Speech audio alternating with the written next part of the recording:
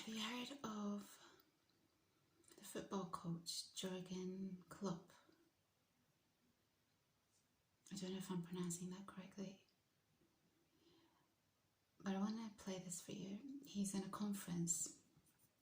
He's a coach. He used to be a coach. He's in some kind of conference and he's being interviewed, and I think a Senegalese gentleman starts to ask him questions, and so he has a translator translate whilst this Senegalese man is speaking. And because you're not going to be able to see it, I just want you to know that as soon as the translator starts speaking, there's a flash of a smile that comes across Jürgen's face, and then he controls it and he waits for the translator to finish speaking, and then, okay.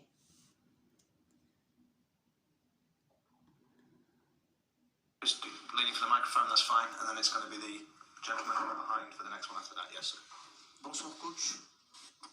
Good evening, coach. So my name is Jürgen. So how does it feel now?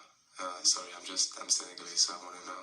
Avoir des guerriers demain face au Paris Saint-Germain, c'est un match très très déterminant. So it's a very important game tomorrow. How are you going to play against Paris tomorrow? It's a very erotic voice, by the way. Translator. How are you? Congratulations. Wow. Again, please. Whoopsala. So, Whoopsala, what does that mean? Sounds kind of French rather than German. Do you want me to play it for you again? Did you catch it? Okay, I'll play it for you one more time because it's so perfect. There's so many moments, not just a flash of his smile, but then his little commentary. Oh, why am I so bright? Okay, this is what I actually look like. It's the commentary as after the translator finishes speaking is so perfect. Leaning for the microphone, that's fine, and then it's going to be the gentleman behind for the next one after that. Yes, sir. Bonsoir, coach. Good evening, coach. So my name is Jürgen. So how does it feel now? Sorry, I'm Senegalese, so I want to know. Avoir des guerriers demain face au Paris Saint-Germain, c'est un match très très déterminant. So it's a very important game tomorrow. How are you going to play against Paris tomorrow? It's a very erotic voice, by the way. Translator. How are you? Congratulations. Wow. Again, please. Whoopsala. Oh, this is his sense of humor is right up my alley. It's not just the fact that it's not just a little flash of smile that crosses his face once the translator starts to speak, but it's also the little commentary afterwards. He's not embarrassed at all about bigging up this translator's voice. So this makes me smile also because there's a whole thing on Instagram where I guess it's called BookTok or Bookstagram or whatever, and I don't know what you call them, but because I don't listen to this type of content, but it's dark romance. So you've got men with voices like this translator who do audiobooks, and girls are obsessed with these books. The only reason I know about it is not because I listen to this stuff, but because I was writing my romance book, and so I had to make a decision whether it would go down, what kind of route it would go down, whether it would be very clean or not. So obviously I know about this genre of book. It makes me smile because clearly this translator was hamming it up. What was it that he said? Are we gonna play tomorrow? And if you don't know who Jürgen Klopp is, he's very affable, he's really fun, he always has a good time when he's being interviewed, and he's got a lot of teeth. So as soon as he starts smiling, it's just kind of like all you see. But he's the type of man that I would love to date. I can't lie, because he's just fun, and he's in control, and he can send himself up, and he's very quick to pick on situations and find the funny side of situations. And you know, he's an attractive man. But yeah, what a great, if I'm ever kind of feeling, I think I've caught this before, but I found it again this week on Instagram. And yeah, he's so charismatic. This is some of the comments that are coming up. Very likable guy. Fantastic sense of humor. I mean, the way he says some congratulations at his voice, and then again please, it's beautiful. It's beautiful. It's beautiful. So I've had quite the past couple of weeks have been such a low couple of weeks for me, and I don't do feeling low very good. I'm not a good low person. I don't like being low. So I've just been watching a lot of fun stuff on Instagram to just keep my mood up. One of the things I've really enjoyed watching is the chess championships and the finals, and the reaction of Magnus and Gukesh, and the meme that's been coming out of those two when Magnus slams the table and he gets up, and he said, what does he say? Oh my god, what just happened, or something like that, and then he slaps Gukesh as he's leaving. Both of them have a vibe about them. Gukesh, you know, he's 18 years old, but he goes in all suited and booted, and he's just so serious, and he's so focused, and he's so polite, he's so well mannered.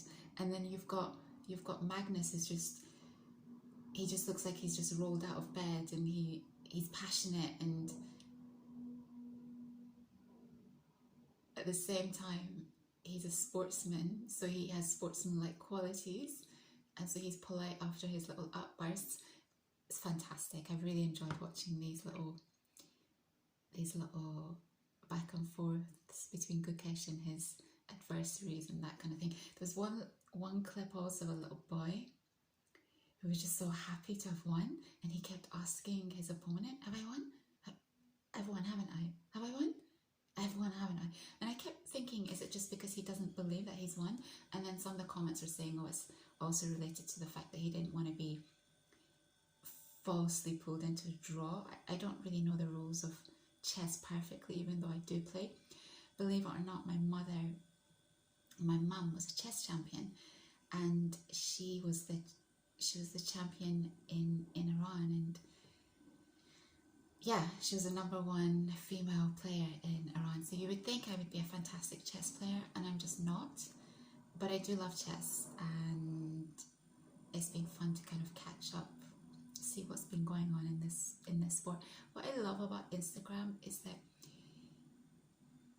you find out about things that you'd never really know just because of the way the algorithm works. And I really love how cultures are being found out about as well. Like, we're learning so much about different cultures.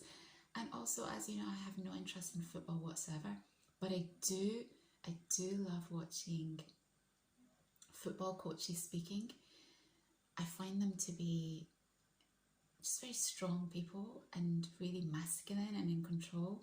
There's a couple of other football coaches that I've liked watching. The microphone, that's fine. And then that I've liked watching in the past, but I think he's my favourite because he's just got I think his sense of humour is very similar to mine, because as soon as he smiles, that's how I would be. I wouldn't be able to control that kind of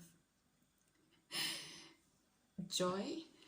And I think that's why I could never have worked in the corporate world, and I never have, because you can't, it's impossible to, I would not be able to hide my my sense of humour, and I would not be able to be professional. Sorry guys. I wouldn't be able to be professional at all. And I think that's what I like about him. He's serious, but he's fun. He's very fun. Okay, so that was Jürgen. He really made me laugh this week. The other thing that really made me laugh this week was there's a Manosphere guy that I don't watch at all. I don't know anything about him, in fact, but in comments on some Manosphere content, his name tends to pop up every now and again. So I know of his name, I just don't watch him. The reason I don't watch him is because, I mean, as you know, I've inadvertently found myself watching male content, and I'm like, I don't even know why I'm here, but I like some of the people who do the male content, and I think that's why I still watch this stuff, even though I just it's not something that I need, I guess. I mean, you can always learn something, but it's not something that I need. But I do like a couple of the content creators. Well, yeah, I've mentioned them before. And so you find out about all the other type of people who are doing this stuff as well. I won't mention his name because, I don't know, I'm going to maybe be a little bit unfair, but he'd done this video this week. Well, I found out about the video because of a comment under another video that I was watching. And the title of the video was, "Never watch TV with a woman. Her desire will fade away and she gets turned off." And when I read the title, I just laughed out loud. Because it's, for two reasons. Because even though it's such a ludicrous thing to say, he's kind of right, but we're not going to focus on the kind of right part. It is really kind of ludicrous when you're getting to a stage where you're picking on the most minute details of people's interactions and behaviour and trying to tell men what to do and what not to do. So I thought it was just me after reading the title. I just thought, is it just me that thinks this is absolutely bonkers? And then I come into the comments, and the comments are so funny, you guys. I'll read a couple of them for you. So the title of his video was, "Never watch TV with woman. Her desire will fade away and she gets turned off," something like that. And the other comments underneath are, "Next video, never eat in front of a woman. It shows how you are dependent on food." And then someone else says,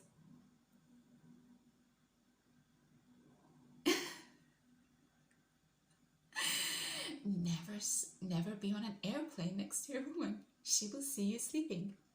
Next video, never look at women.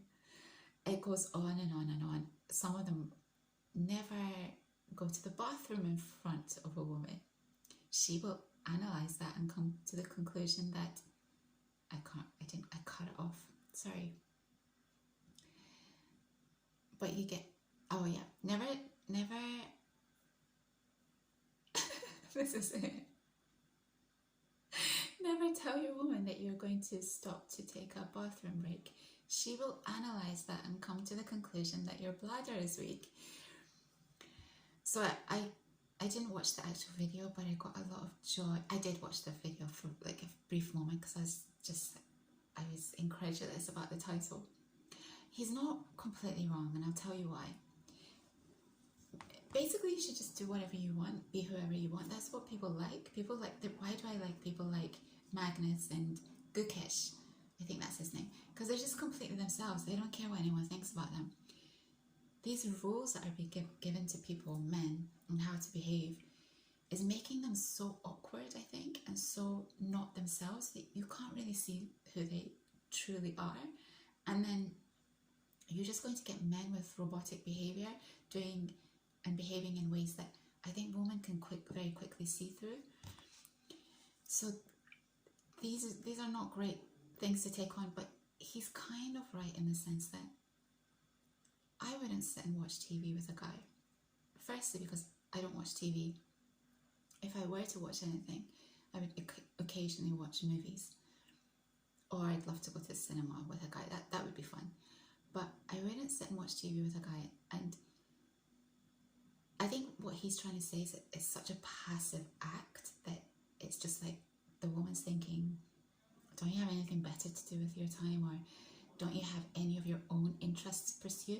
And I really sort of understand this, as in, I get gamers who play video games, but I don't get people who watch gamers. I've mentioned this before.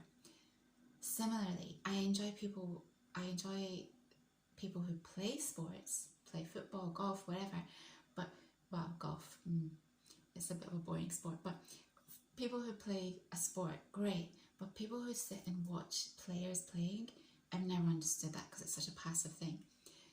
You might say, well, that's like you sitting and watching a drum and bass ride, and that's such a passive act. Of course it is. Yes, you're completely right. And in that sense, it would actually be better for me to go on a ride. That's why I prefer being there. Having said that, you know, my body's moving. Something, it's basically the same thing. It's a very passive act, and it's better to, I think, always be involved in something rather than, right, oh no, you guys, I might have to cut that bit out. It's always better to just, okay, see, rules. Do whatever you want, you guys. This world of YouTube of rules, it's just too much. Just do whatever you want. There was another video, an LFA video that I was watching, because I really like him. And one of the comments underneath, I can't remember the title of his video, and I honestly can't remember the content of it either. Probably something about bad boys, or I'm not sure. I'd have to go back and look at the title and some of the comments. But someone underneath, oh, he is so funny. He says, "Does this work with women over 70 years old, bro?" And someone else responded to him and said, time for casket shopping instead, buddy. So, you know, some people have such a great sense of humor under these comments, and then there are others who take this stuff so seriously. And yeah, so these comments have been fabulous.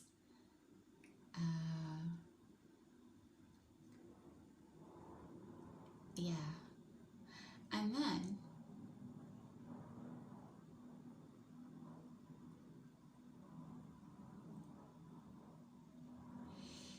what else have I been, what's been occupying my mind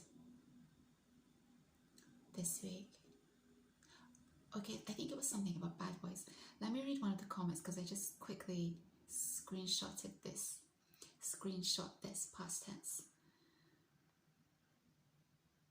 So this is underneath the LFA video. Someone had said, let's be honest. This is a guy writing. He says, let's be honest. Bad boys are exciting MFRs.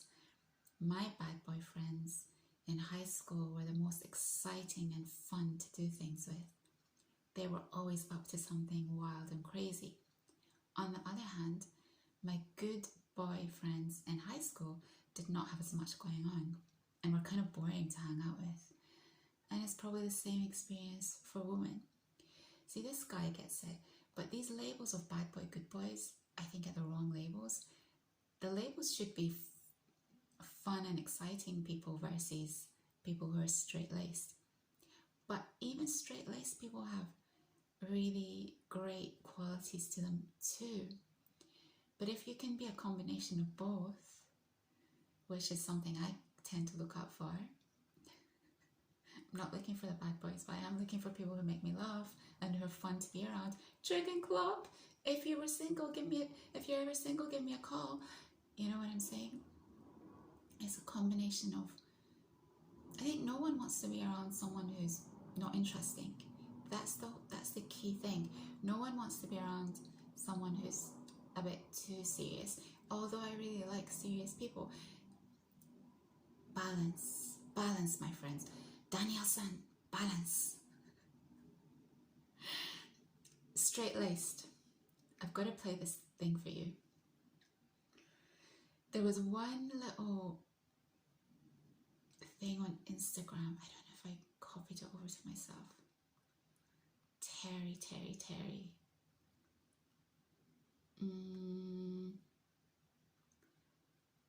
Yeah, Terry. if I'm going to be able to find the video, you guys. I'll try. It was a little video of a boy by the name, oh, I'm still here, okay, great. Terry. Hey, oh, Terry. Hey, oh, Terry, kid. Okay, here we go. Ayo, Terry. So there's a little video of a Caucasian boy, young boy, in the suburbs, very residential area in America, and he sees his neighbor across the street, and his neighbor is a very proper looking guy. He's wearing a work shirt, and he's slim, and he's got a very clean cut type of hairstyle, and he's washing and cleaning his car, and the area is very tidy and suburban. This little kid looks a little bit roughshod, and he clearly listens to maybe hip hop. Suburbs with it. Rockin' pop. Hey, I'm Terry. Fuck going on? Hey, how's it going? Suburbs with it. Rockin' pop. Hey, I'm Terry. Fuck going on? Hey, how's it going? So I watched this video, and immediately I have this, we just know, right? We look at a video like this and we know that Terry is an upstanding citizen who even has time for the little kid in the area who's not being completely himself, but he's going through a phase, let's just say. So this video, it just made me smile, and then I just had a quick look at the comments, because sometimes the comments are even better than the video. And these are some of the comments that came up, and it was just like, how do we all just know this? Terry has all his bills on autopay. Terry's smoke alarm has never ever made a sound. Terry pays taxis twice. Terry's parents are still together. Terry reads the terms and conditions. Terry is used as a good example in corporate HR training. Terry is a trusted adult. Terry has a perfect 850 credit score. Terry has health insurance. Terry has no unread messages in his inbox. Terry is my emergency contact. Terry is the neighbor we all want and need. That's it for me. Terry is the neighbor that I would like. And I was just amazed by these comments, because in that, 3 seconds that he's on screen, we've all sized this guy up in an instant. And it just shows how people are constantly judging you, even if it's not on purpose, but you are being constantly judged all the time. And Terry seems like a really great guy. He's a typical nice guy. And Terry would be wonderful. Terry would be a perfect guy to date if he also has qualities where he sometimes, has an edge. Point being that it's okay to be a good guy. There's nothing wrong with being a good guy, but you have to be fun at the same time, okay? Terry is a good example of a guy that would be great to date if he also has a sense of humor, and if he can be a little bit like Jürgen Klopp. I don't know if I'm saying his name right. Between Terry and Jürgen Klopp, who would be someone I'd like to date? Definitely Jürgen Klopp, come on. Jürgen Klopp is just fun. Why is my phone, why does it keep going off? He's just so fun, and he sends himself up, and I like people who are able to do that. And then there was a video also. So I have a little bit of a thing for Michele Morrone. I don't know if I'm pronouncing that name right. The only reason I know about Michele Morrone is because obviously when I was writing my book, I knew a lot about romance books. And one of the books that was a huge seller with women was, and I'm just being careful not to, one of the a book that was a huge seller with women, as you know, was 50 Shades of Grey. A book that I actually never found appealing in any way. And I'll tell you why in a second. But also he was completely cast wrong in the role. They were actually, I think, trying to get Charlie Hunnam in the role originally, who's a very beautiful man. But both actors are way too young for the role. It required someone who was at least in their 40s. Both characters were just too young. But, I mean, both actors. The book was not really my thing because, yeah, I'm not, the whole BDSM aspect does not say no. We want to be made love to. We're not trying to get abused back here.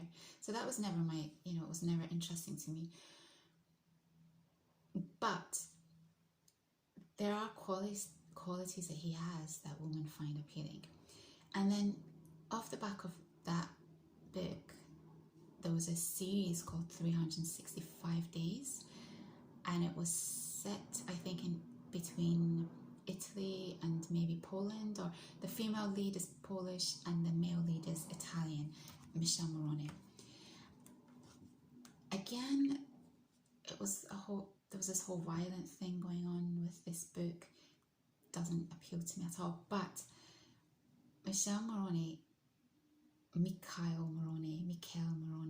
is a beautiful man, so it makes it much easier to watch. I actually haven't seen the series yet, but there was a clip of him on Instagram the other day, and he was just literally just sitting there chewing gum. That was the video, sitting there looking into the camera, chewing gum, and it's 123k love hearts. So I understand,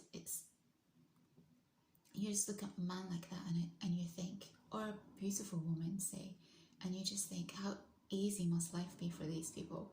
They're just completely on easy mode, in the sense that that's what carries them. But it's not completely true, because there are some very, very attractive people who've just got no charisma, no personality, and it doesn't translate. Michele Morrone, he's got a lot of charisma and he's got a really fun personality as well, even though he's very serious when you watch him out and about. But he can, he's playful. But I was thinking about that, like, some people just have it all. Some people just have everything. And it's like, what must life be like to just have everything? I was thinking about this as well because I'd been watching Ari, the beatmaker. Like, how can you have that much talent? How is that possible to be that talented? What must life be like? I've never been particularly good at anything to an extreme level. It's my burden to carry and bear. I do feel very frustrated sometimes at my appearance, because my mum was incredibly sporty, and she was also a table tennis champion in Iran. So she was incredibly sporty and competitive, and she was supposed to go to the Olympics, and her brother didn't let her go. Her brother was jealous, and he stopped their parents from letting her go. Otherwise she would have been representing Iran. And every time I think about this, it kills me inside for her. I know it's a huge regret for her, but it was out of her control. And her family were very modern and progressive, my mum's family, and so it's very difficult to understand how jealousy between siblings could affect your future and your potential. And every time I think about it, it burns me for her, because she would have been at the Olympics, you guys, and to not, it kills me when I think about it. This is why I'm very much about, you've got to love yourself so much. I mean, she was young. How would she have been able to stand up against that? But if you're a young adult or an adult, don't let anyone get in the way of your dreams. Do not let anyone get in the way of your dreams. Do not. Because it will be something that will stay with you forever. No one is more important than you and your dreams. And in fact, if they love you and care about you, they would never get in the way of your dreams in the first place. I just want to play you this Ari track. I did watch yesterday or this morning, was it? Yesterday, very quickly, I watched an Orion Taraban video. Well, I have time to talk about him. I just want to play you this Ari track. He's just so good, you guys. Oh, I was saying that there's a frustration that, you know, my mom, she could have trained me up in table tennis. She was really good at lots of sports, but that's what she would have been going to the Olympics for. And she was the best chess player. So I'm like, you know, if that had been encouraged in me, and I don't know why it wasn't. I really don't. I think my mum would have loved to have had sporty kids and competitive children. And maybe it's because my dad was more focused on education, and that sort of hurts me inside, because obviously he was trying to do the right thing, but I think you've got to, I don't know. I mean, the education I got, I've mentioned many times, was basically from him. Although I had the traditional education, school education, I don't respect it at all, because really the person I am is because of my dad's education. But I wish there had been a way that my mum would have, I don't know, regrets are horrible things to have. You want to not have them at all. And that's why every single decision that you make is hugely important. Always, always, always put yourself first and make sure that people understand what you're trying to say to them. I'm going to tell you this very, very quickly. My Japanese friend, who I've mentioned a couple of times maybe, he actually is a friend in that he's the only Japanese person that I know who has so much soul. Like he's got so much heart, and you can have a very honest conversation with him. There's no BS tatemae nonsense, which tatemae means surface layer conversation, which tends to happen with Japanese people. You can have a heart-to-heart conversation with this man, and he just gets it. He is one of the coolest people I know. Our friendship has suffered a little bit because I've been out of Japan, and our lives sort of went in different ways, and it's been difficult for me to explain all the things that have happened because we're not face to face, and there's this, there's, even though he speaks English, there is still a kind of language barrier to be able to completely explain what's going on.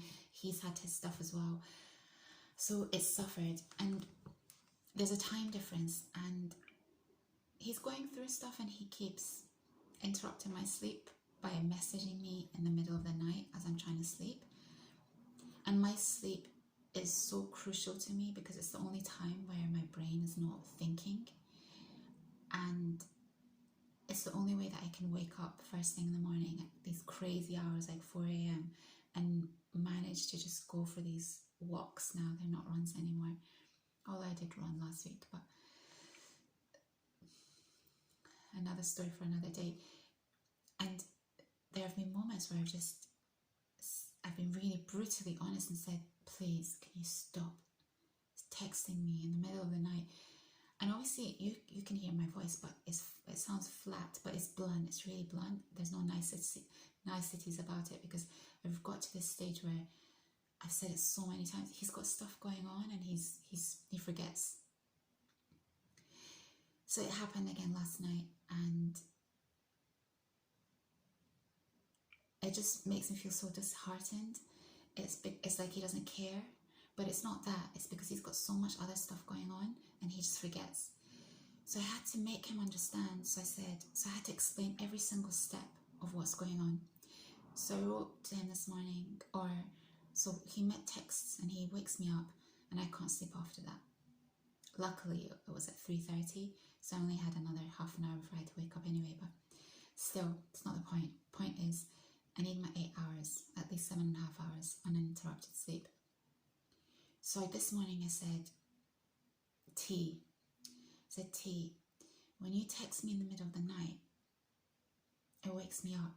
No, this is what I said. I said, T, the only time my brain is completely still is when I'm sleeping. It's a really important time for me. When you text me in the middle of the night and I wake up, I can't go back to sleep again after that. And what happens is that the next day my mood is completely affected.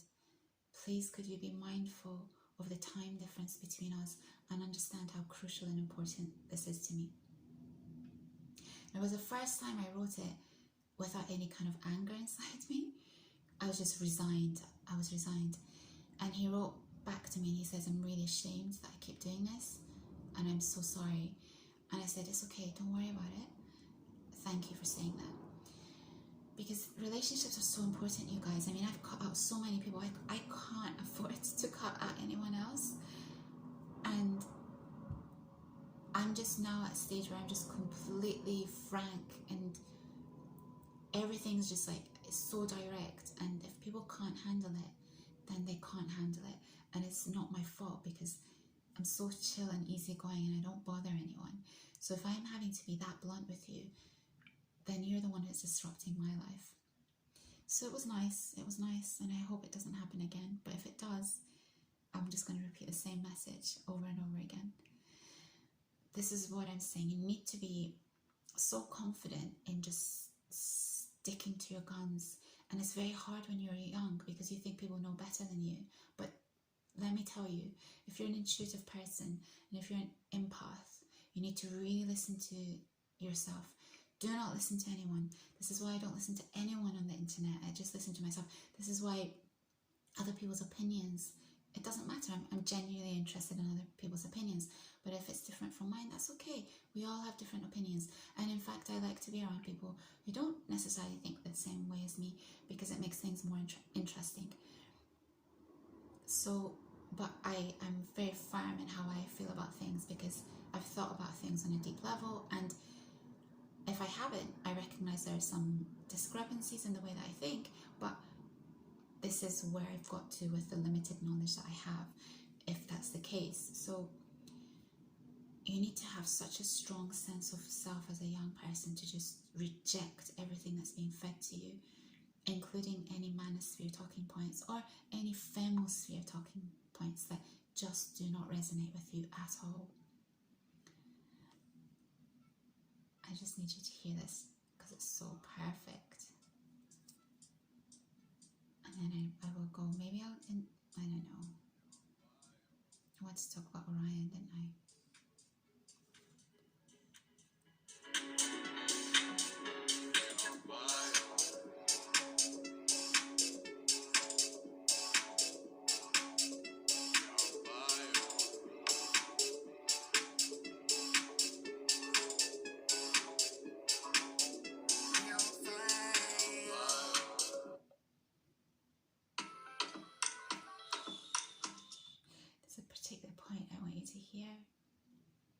He even did drum and bass again this week. So the only genre I haven't heard from Ari is underground UK garage. Isn't that incredible, you guys? He plays every single genre. Just amazing to have that kind of talent. Okay, no. Alright. There's a guy next to him who's got really nice speaking voice. And he's feeling the music. New York, you need to invite me out to a house party. You know, this is what I was thinking, you know, these people on Instagram who are just so beautiful. They literally just make their living from just being beautiful. I was like, I need to make my living from just partying. Invite me to your party, New Yorkers, and I'll be there. I need to go to New York. I can't believe I've forgotten what New York was actually like. It's such a vibe and everyone's just so well dressed. And the streets, the architecture is so beautiful. Kind of reminds me of Europe. It makes me think, how did New York end up looking the way New York does? different. New York is just so different in terms of what I imagine America to be. How does that work? How do the New Yorkers get to be so stylish and so trendy, and it has a kind of European vibe, but then other cities are really